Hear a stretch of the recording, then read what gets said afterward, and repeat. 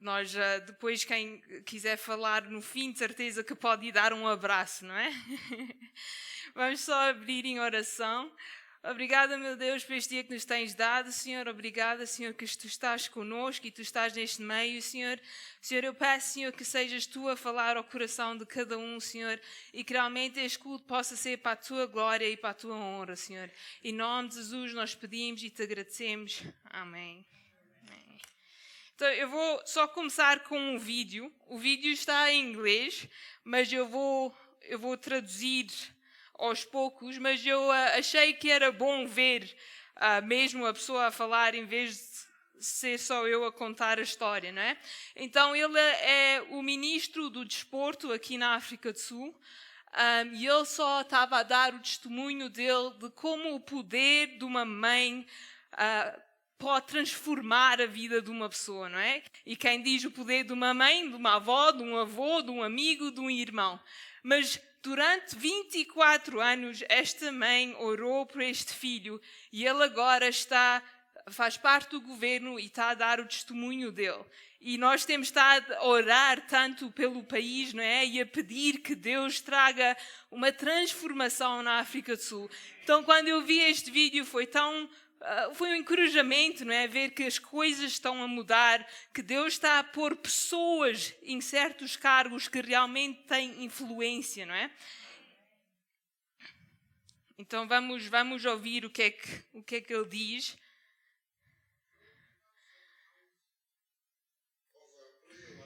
Então ele vem de um lar de oração, mas ele não gostava muito das coisas da igreja. Quando ele foi para a prisão, a mãe dele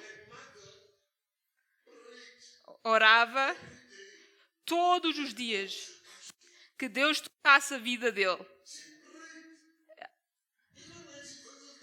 Até quando ela ia visitar, era embaraçoso. Estava lá os gangues e tudo, e homens assim, machos. E a mãe ia lá e dizia, não, vamos orar, meu filho. E começava a orar. Ela nunca desistiu. Ela dizia, Deus me disse. Deus me disse. No dia em que Ele te tocar, vai haver uma mudança na atmosfera. E vais tornar-te uma pessoa que ninguém acredita. Uma pessoa que só Deus podia ordenar. Quanto mais tempo Deus demora a trazer a bênção, quanto maior é a bênção. Quanto mais tempo demora, mais grande é.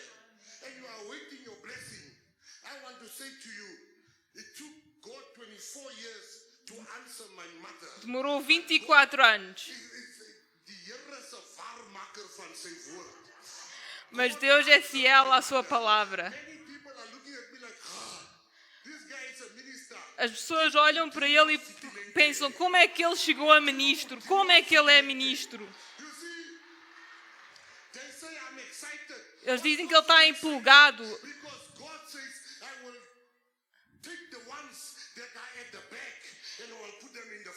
É claro que ele está empolgado. Deus pega-nos de trás e põe à frente, de baixo para cima. Ele sorri.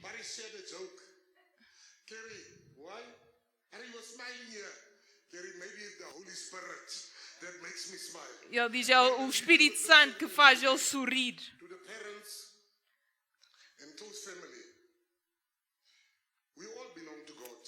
Nós todos pertencemos a Deus.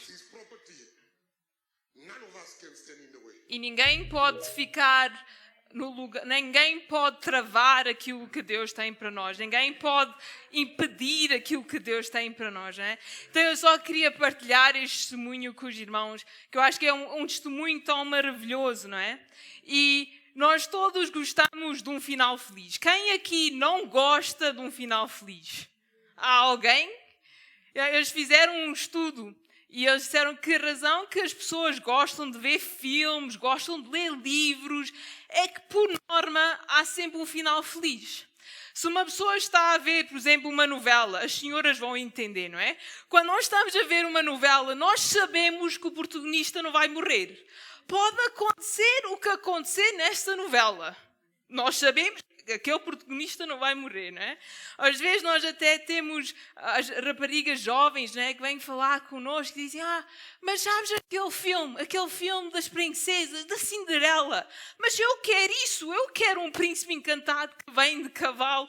E nós a pensar, era bom, mas não é bem assim que trabalha, não é? Até ler os livros. Eu, quando era mais nova, às vezes pegava num livro e era capaz de ler horas, porque a pessoa quer saber o que é que vai acontecer, como é que isto tudo vai correr bem, não é? Eu gostava de ver filmes policiais. O meu pai dizia: tu estás sempre a ver filmes policiais. Eu dizia a ele: porque eu sei que o bom é que vai ganhar, eu sei que o bandido vai ser apanhado, vai ir para a cadeia e vai acabar tudo bem. Então nós, como seres humanos, nós queremos sempre aquele final feliz. Nós temos a esperança em nós, não é? E essa esperança Deus pôs no nosso coração. Ele nos deu essa esperança que a gente sabe que um dia vamos estar no céu. Um dia vamos ter a vida eterna. Um dia vamos estar na presença dele. Então o nosso coração está sempre a ansiar por esse momento. A Bíblia diz: este não é a nossa casa, este não é o nosso lar. Então nós temos este desejo de chegar ao céu, de estar na presença de Deus, não é? E glória a Deus por isso.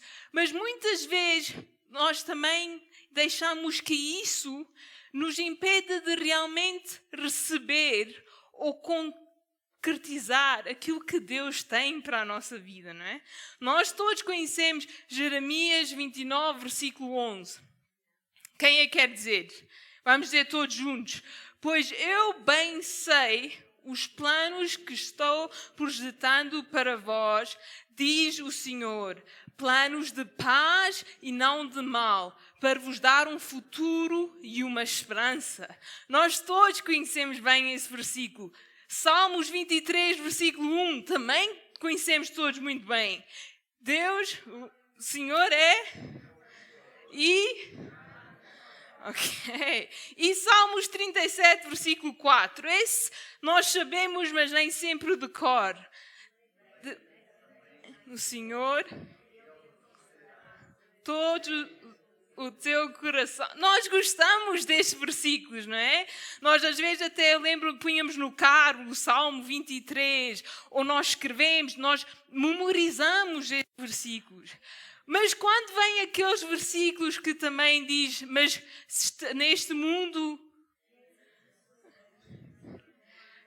que eu venci o mundo, não é? João 16, versículo 33. E agora João 10, 10. O que é que diz João 10, 10? Eu sei que os irmãos também sabem. O diabo veio para... Mas eu vim para que tenham vida e tenham vida em abundância. E agora 1 Pedro capítulo 5, versículo 8. Hoje aparece a escola dominical. Estou a testar quantos versículos é que os irmãos conhecem, não é? Mas em 1 Pedro capítulo 5, versículo 8, Deus nos avisa outra vez, não é? Diz que o inimigo: sede sóbrios, vigiai, o vosso adversário, o diabo, anda em derredor, rugindo como leão e procurando a quem possa tragar, não é? Quem pode atacar. Então, nenhum lado na Bíblia Deus nos promete um mar de rosas com passadeira vermelha à felicidade. Nós gostaríamos que assim fosse. Eu gostava que fosse tudo é agora aceitar Jesus como nosso Salvador e a partir daí ser tudo fácil, ser tudo suave. Mas muitas vezes é ao contrário. Porque Deus nos promete vitória. Isso Ele nos promete. Mas para haver vitória tem que haver batalha. Para haver vitória, não podemos dizer que somos vitoriosos se não houve nenhuma batalha. E muitas vezes eu tenho ouvido crentes, até crentes que têm se tornado ateus, eles dizem: não, Eu não acredito mais em Deus porque eu estava a confiar que Deus fizesse isto, ou eu estava a pensar que Deus ia fazer isto e aconteceu o oposto. Ou eu estava a orar e Deus não respondeu à minha oração. Outra coisa que muitas vezes nós ouvimos é: como é que pode existir Deus? Como é que pode haver Deus se isto acontece? Se há tanta maldade no mundo, é impossível. Já alguém ouviu isso antes? Quantas vezes é que talvez nós próprios, se fomos honestos, não é? Em tempos de aflição, em tempos de dificuldades, não dizemos: mas Deus, como é que pode ser? A tua palavra diz que tu és bom, mas como é que pode? Neste momento não parece. E nessa altura nós temos uma escolha. Ou confiamos na fidelidade de Deus, ou pomos a nossa esperança em Deus e na palavra de Deus, ou nós podemos esfriar os nossos corações. Podemos tornar-nos duros e virar as costas a Deus, não é? Infelizmente ouvimos isso, ouvimos várias pessoas, até às vezes os ateus mais ferozes, uma vez eram crentes. E eu havia uma altura que eu não entendia como. Eu dizia: mas como? Como é que alguém que já conheceu a presença de Deus, o amor de Deus, como é que agora pode ir do 8 ao 80? Não fazia sentido. Mas com o tempo eu vim entender, é porque nós muitas vezes como crentes temos ou criamos uma expectativa falsa. Daquilo nós queremos o que é confortável. Não é? Até os do mundo dizem: porquê é que eu hei de ser crente se os crentes passam por isto e se passam por aquilo? É melhor estar no mundo, a vida é mais fácil. Uma razão é nós sabemos que o diabo não vai se preocupar com quem já é dele, não é? Ou quem está a louvar a ele, o diabo não se vai preocupar. Mas é porque nós queremos essa ilusão do final feliz. Idealmente temos um final feliz, mas temos um processo, temos uma jornada a percorrer em que Deus nos molda, em que Deus nos usa e que realmente é aí que a batalha acontece. Então, eu quero abrir em Efésios capítulo 6, versículo 10 a 18. E nós todos conhecemos bem esta passagem, mas eu quero também só lembrar aos irmãos disto, não é? E diz: finalmente fortalecei-vos no Senhor e na força do seu poder. Revesti-vos de toda a armadura de Deus para poderes permanecer firmes contra as ciladas do diabo. Então, Deus está a dizer: vai haver ciladas do diabo, vai haver ataques. Pois não é contra carne e sangue que temos que lutar, mas sim contra os principados, contra as potestades, contra os príncipes do mundo destas trevas, contra as hostes espirituais da iniquidade nas regiões celestiais. Portanto, tomai toda a armadura de Deus, para que possas resistir no dia mau e, havendo feito tudo, permaneceres firmes. Então, Deus está a dizer: isto vai acontecer, mas está aqui o que vocês têm que fazer. Está aqui a solução. Ele não nos está a deixar desamparados. Ele está a dizer: está aqui as ferramentas para lutar. Estai, pois, firmes, tendo cingidos os vossos lombos com a verdade e vestida a couraça da justiça e calçando os pés com a preparação do evangelho da paz, tomando sobretudo o escudo da fé, com o qual podereis apagar todos os dardos inflamados do maligno. Tomai também o capacete da salvação e a espada do Espírito, que é a palavra de Deus, com toda a oração e suplica, quando em todo o tempo, no Espírito e para o mesmo fim, vigiando com toda a perseverança e suplica por todos os santos. Então aqui no fim diz: em todo o tempo. Para orar em todo o tempo, toda a ocasião. Eu vou ser honesta com os irmãos, eu estava a orar para conseguir ler isto tudo. Como deve ser, sem erros nenhum. Então correu bem, não é? Mas se nós formos a ver, se nós pegarmos, não é, no cinto, na couraça, no capacete, no calçado, no escudo da fé, Isso tudo vem e tudo isso cresce em nós através de quê? A palavra e a oração. Então, o que diz no fim é condição para nós termos a armadura de Deus toda. Porque Deus nos dá a armadura, mas se nós queremos crescer a nossa fé, o que é que temos de fazer? Temos que passar tempo com Deus. Temos que estar na palavra de Deus. E o que é passar tempo com Deus? É falar com Deus, conversar com Deus. E o que é isso? É oração. Nós pensamos que a oração às vezes tem que ser uma oração específica, num sítio específico, de uma maneira específica. Mas a Bíblia não diz isso.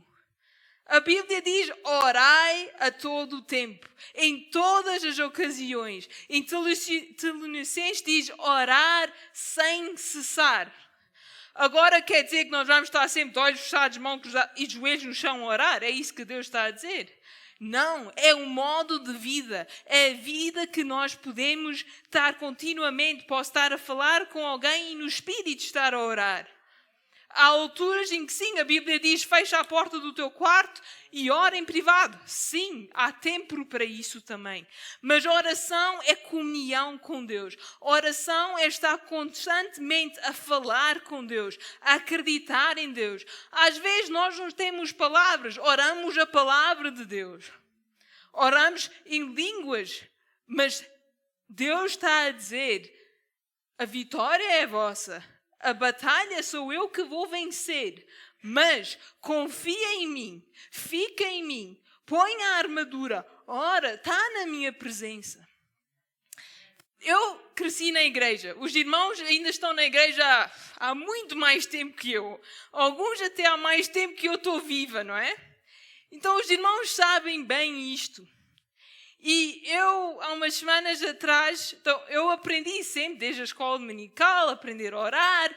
A minha mãe orava comigo, eu orava. Mesma coisa quando comecei a pregar, não é? E acreditei que Deus estava a chamar-me para o ministério. Eu sei e conheço bem o poder da oração, não é? E também sei o que às vezes é ouvir um não de Deus, ou um espera de Deus, não é? Que nós isso aí não gostamos tanto. Mas há umas semanas atrás, eu e o meu pai tínhamos ido comer um gelado e estávamos a caminhar para o carro e eu tinha o meu telefone assim, não é? Debaixo do braço. E estávamos a caminhar para o carro, alguém veio, correu por trás, agarrou por trás e roubou o meu telefone, não é? E nessa altura, eu não vou ser honesta com os irmãos, eu não tive a reação mais santa possível, não foi isso, não foi essa a minha reação. O contrário, fui a correr atrás do carro, não me perguntem porquê, porque o que é que eu ia fazer? De saltos altos, porque foi num domingo, então eu ainda estava com o calçado da igreja, ainda nem tinha mudado de roupa. Então eu vou correr atrás do carro com saltos altos, e eu depois a pensar, mas para quê? O que é que eu ia fazer? E eu até comentei com o meu pai, eu até estava com vergonha da minha reação. Eu disse, Deus, perdoa-me, a minha reação foi tão brusca, não é? Nem foi. E não é? O resto da tarde passou e eu não tinha telefone. Então agora os irmãos sabem, para uma pessoa do século XXI, não ter um telefone é um bicho de 7 cabeças. Eu digo-vos, eu pensava que estava perdida. Agora, ok, precisava telefonar a alguém. Não posso telefonar. Vou mandar a mensagem. Não posso mandar a mensagem. Vou ao Facebook. Não posso ir ao Facebook. Claro, o meu pai dizia, não, mas podes usar o meu telefone, não há problema. Eu obrigada, mas não é o teu telefone que eu quero o meu telefone. Então, nessa altura, essa noite vou-me deitar e Deus toca, mas tu não precisas do teu telefone para falar comigo. E naquele momento foi uma realização, não é? Que realmente nada nos pode tirar o amor de Deus, nada nos pode tirar a oração. A oração é uma dádiva que Deus nos tem dado, que ninguém pode roubar, ninguém pode tirar. Não está condicionada se eu tenho o telefone, se não tenho telefone, se tenho o computador, se não tenho computador, se tenho sinal ou não tenho sinal. Porque estou sempre ligado a Deus. Não há nada que possa tirar. O diabo, ou seja quem for, não pode roubar o acesso que eu tenho a Deus. Não pode impedir que na hora da aflição eu possa entrar e dizer: Deus ajuda-me, Deus protege-me. Nada pode tirar isso. Muitas vezes há pessoas que a gente está a orar por, filhos, netos, amigos, irmãos, que a gente até pode não falar com eles. Eu vi um testemunho de uma mãe que a filha já não falava com ela há anos. Ela não sabia nada da filha. Não podia entrar em contato com a filha. A filha não queria falar com ela. Mas sabem o que ela podia fazer? Ela podia orar. Nada podia parar ela de orar. A filha podia impedir a mãe de falar com ela. Ela podia ver mãe no telefone e rejeitar a chamada. Ela podia não abrir a porta se a mãe fosse bater à porta. Ela podia fazer isso. Mas sabem o que ela não podia fazer? Não podia impedir aquela mãe de orar. Não podia impedir aquela mãe de trazer a filha aos pés de Deus. E eu lhe garanto que Deus ouviu cada oração. No tanto que nós hoje temos este testemunho que depois de 7 anos, acho eu que é, posso estar enganada, não é? No tempo, Deus trouxe aquela filha de volta e reuniu a filha outra vez com os netos. Nós vimos este senhor, 24 anos, que aquela mãe orou e persistiu. E não desistiu e pôs aquele filho nas mãos de Deus. E declarou vida. Dizia: Deus me disse que quando eu tocar em ti, vai fazer uma mudança na atmosfera. Se Deus disse, é porque Ele vai fazer. Então eu vou continuar a orar. Eu vou continuar a batalhar. Já viu o que é ter a coragem de entrar numa prisão? Quer dizer, eu falo por agora também imaginação e filmes, não é? Nunca entrei numa prisão, mas não é um ambiente bom. Calculo, e sendo uma prisão de alta segurança, agora aqueles homens todos lá, grandes, cara de mau, olhar para nós como quem nos vai devorar. Não, nós vamos orar. E o filho, vamos orar. E Deus foi fiel. Deus trouxe a mudança. Deus trouxe a transformação. Querem mais um testemunho? Hoje parece que eu estou a dar testemunhos, não é? Mas é bom, não é? A palavra diz que... O que é que a palavra diz sobre os testemunhos? Está mal. Agora apanhei-os. Agora é que eu consegui apanhar os irmãos. É isso, não é? Este fim de semana passado eu ouvi um testemunho que também fez-me pensar um pouco, não é? Então, um senhor, ele era crente há vários anos e ele tinha estado a orar. Ele estava a passar por Jó diz que ele passou por uma fase que ele não via Deus, não sentia a presença de Deus, tudo estava a correr mal, mas ele dizia: mas eu sei que tu és fiel, mas eu sei que tu és Deus, não é? Então este senhor agora estava a orar, a confiar em Deus. Nada. Tudo aquilo que ele orava por parecia que... Ele dizia: as minhas orações tocam no teto e voltam para trás, não chegam ao céu. E ele disse ao pastor: vou deixar de orar. Eu desisto. Claramente Deus não quer nada comigo. Se Deus não quer nada comigo, então assim seja, eu vou-lhe fazer a vontade.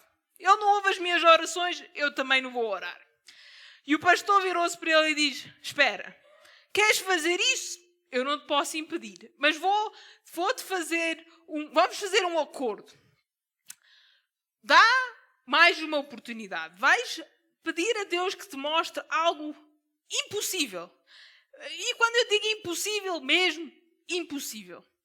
Durante 6 meses, tu vais tomar a atitude de orar todos os dias para que isto aconteça. Vais acreditar que Deus possa fazer isto.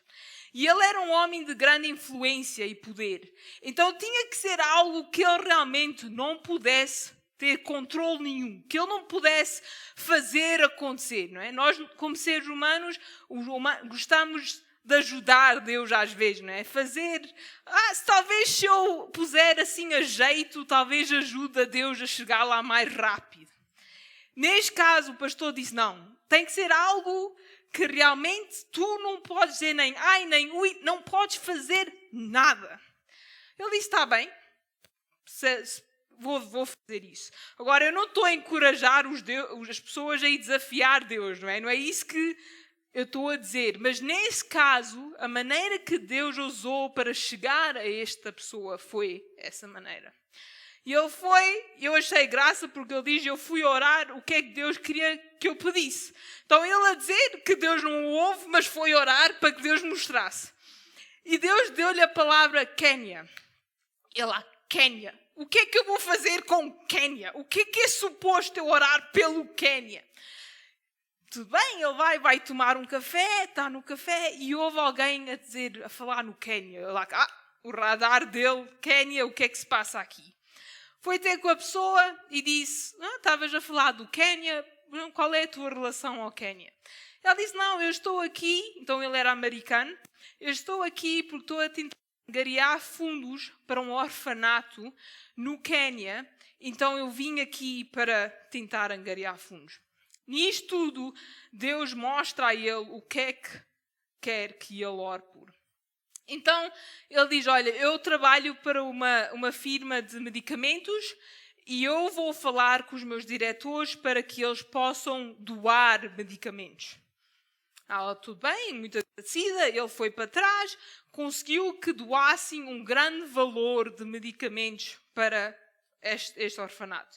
Telefona, foi lá, levou os medicamentos, uns meses mais tarde, ela telefona para ele e diz, olha, nós estamos prontos para abrir o orfanato, nós podemos pagar a tua passagem para tu vires cá para a gente inaugurar o orfanato. Ele disse, ok, tudo bem, vai lá, fez a inauguração do orfanato, falou com o pastor disse, então afinal eu tinha razão. E ele, não foi isso que eu orei. É uma grande bênção, mas não foi essa a minha oração.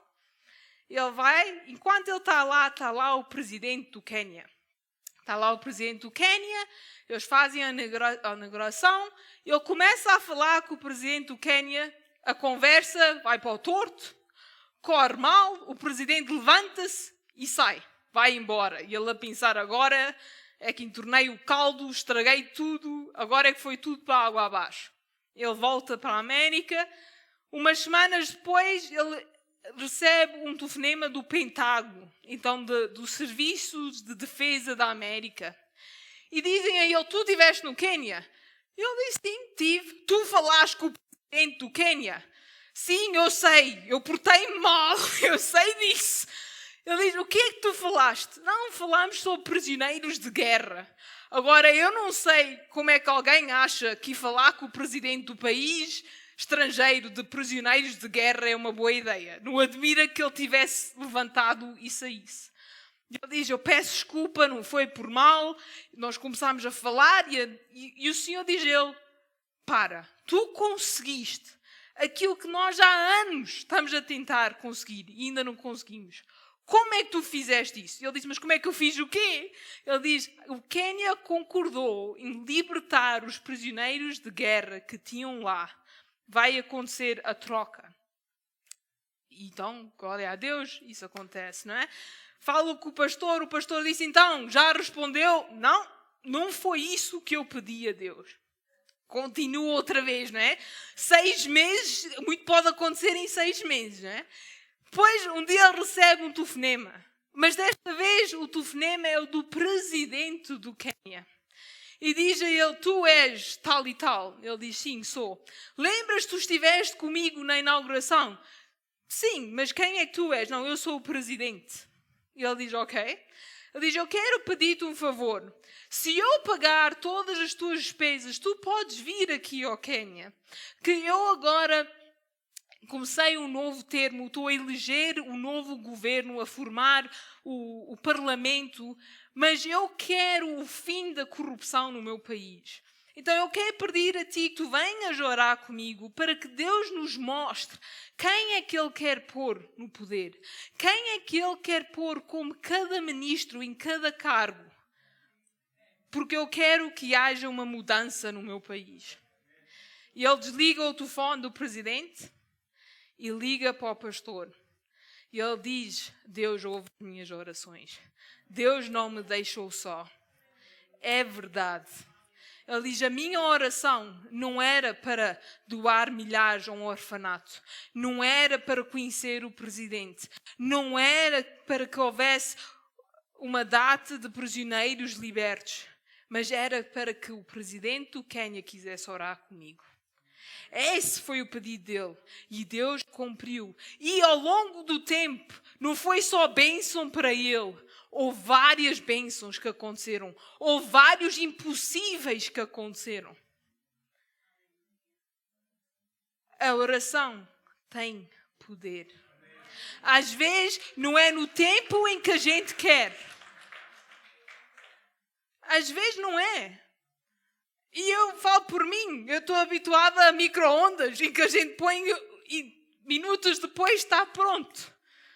Mas Deus não trabalha assim. Não é? É como antigamente, quando faziam a comida, não é? Minha bisavó, minha avó, aquilo estava lá o dia todo. O meu pai fala sempre na caldeirada de cabrito, de coelho, da minha avó, que punha de manhã e aquilo ficava ali até ao jantar. Eu digo ao meu pai, mas isso era preciso ter paciência. Estar à volta das panelas o dia todo. Mas ele diz, tinha um sabor tão bom. Tinha um gosto tão bom. Era diferente. E é a mesma coisa. Aquilo que Deus tem para cada um de nós é tão bom. É diferente. Para os nossos amigos, para os nossos familiares, para os nossos filhos, para os nossos netos, para os nossos sobrinhos, no meu caso. Deus, aquilo que tem para cada um de nós é tão bom, é tão gostoso. Em Efésios capítulo 3, versículo 20 a 21, diz que Deus quer fazer algo que supera a nossa imaginação.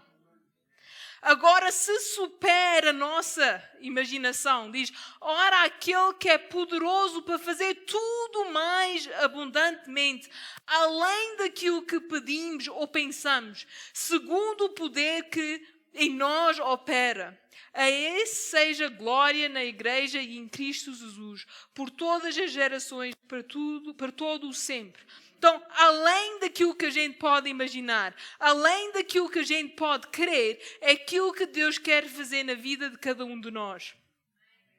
Mas se é além daquilo que a gente pode pensar, como é que a gente pode saber como lá chegar? Como? Com oração, através de comunhão com Deus, através de dizer a Deus, tu toma o controle. Tu fazes. Porque eu nem sei onde é que tu queres me levar. Porque nada é impossível para Deus. Para nós é. Nós todos temos promessas que Deus nos tem dado. Todos.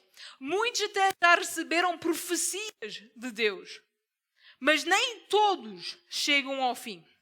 Nem todos veem as promessas de Deus a cumprir na vida deles. Porquê? Porque foi Deus que mudou de ideias? Será que é isso? De certeza? Então porquê? Por causa de nós. Nós muitas vezes desistimos. Nós muitas vezes viramos as costas porque nós dizemos, é impossível. Eu tenho ouvido pessoas que Deus prometeu algo. E depois eles dizem, não pode ser Deus porque é muito difícil. Nós criamos a expectativa, se isto é a vontade de Deus, vai ser fácil. Se isto é a vontade de Deus, vai ser um mar de rosas.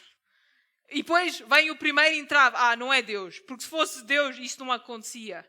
Não é assim que trabalha. Olhem para David e Saul, acho que era Saul, que se diz, os dois receberam a mesma promessa.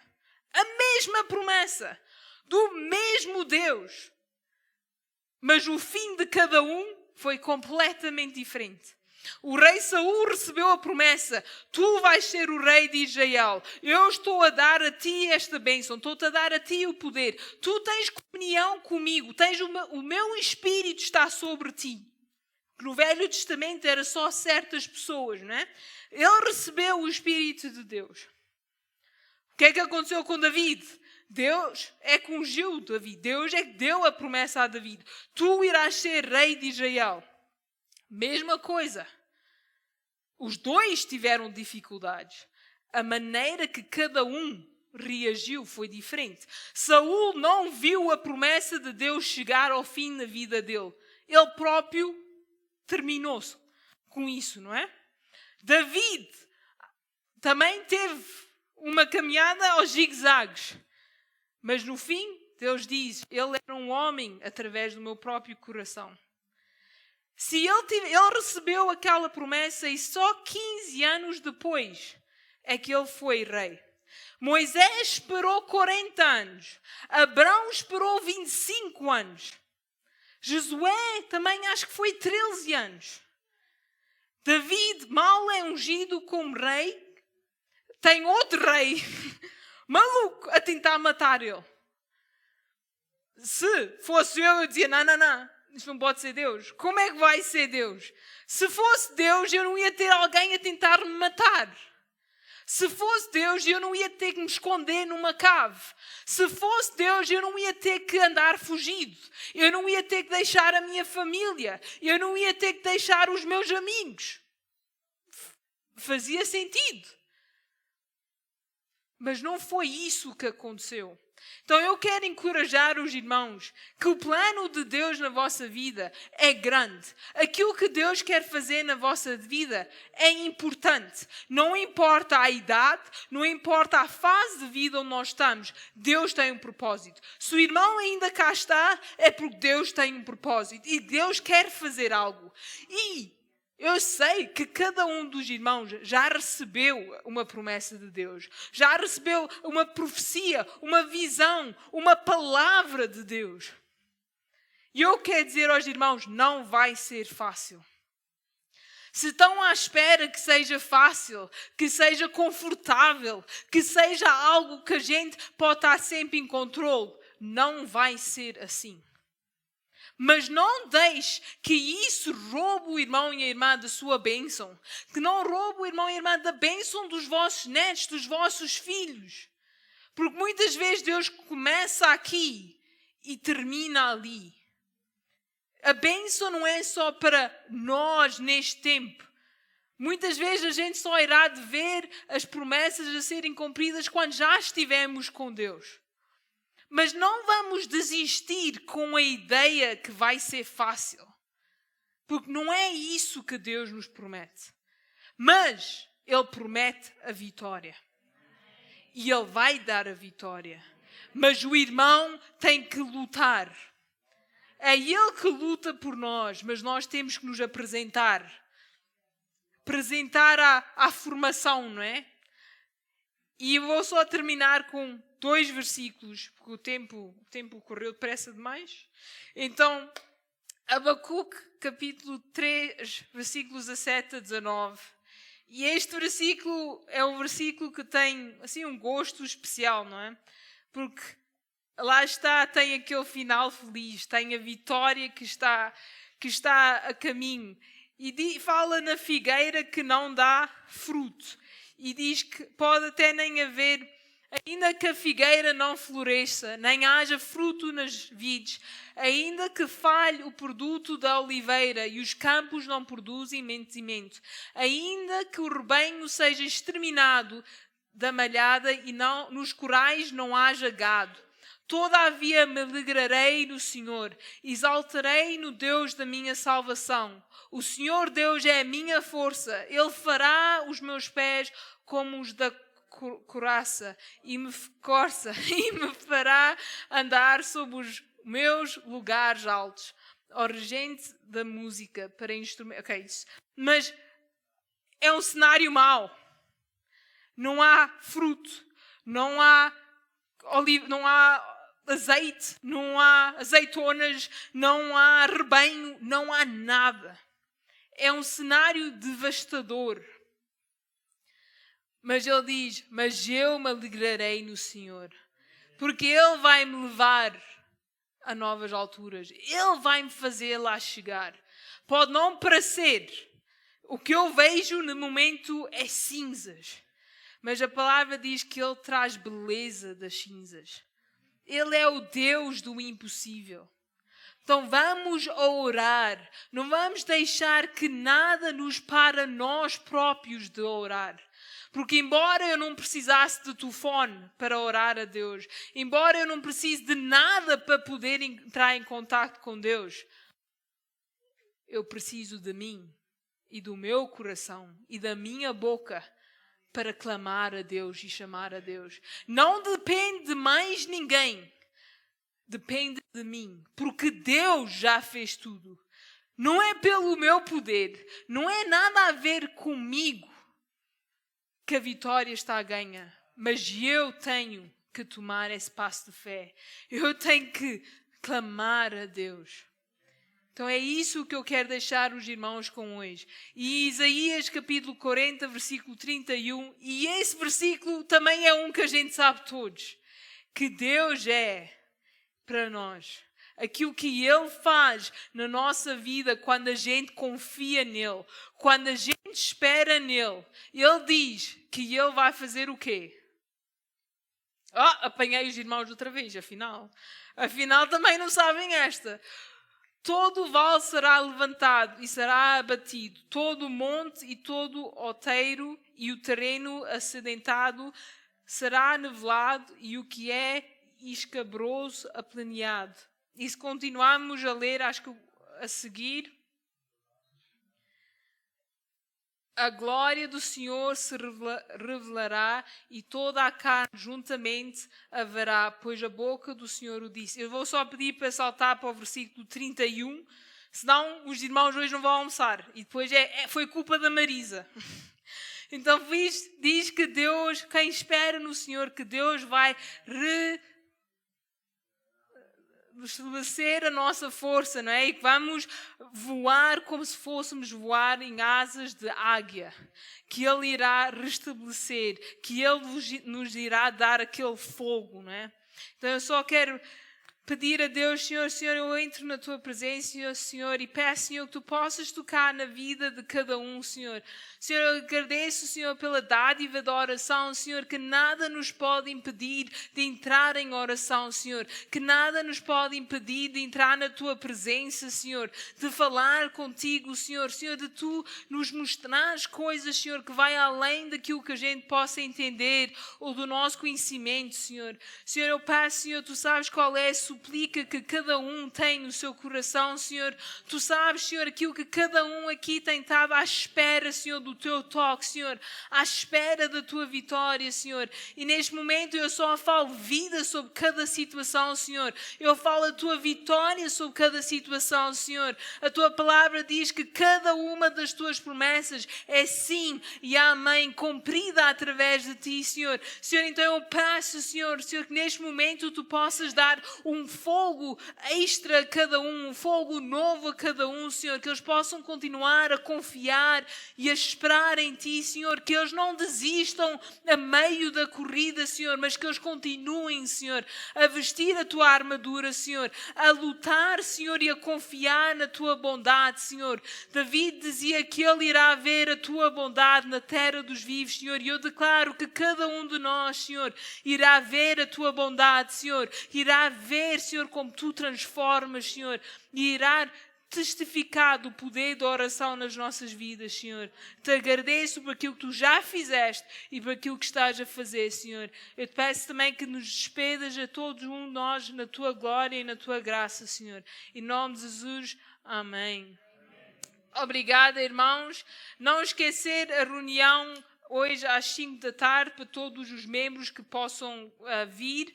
Vamos só falar de certas coisas que estamos a planear na igreja e também só dar o acontecimento das finanças e tudo neste momento na igreja.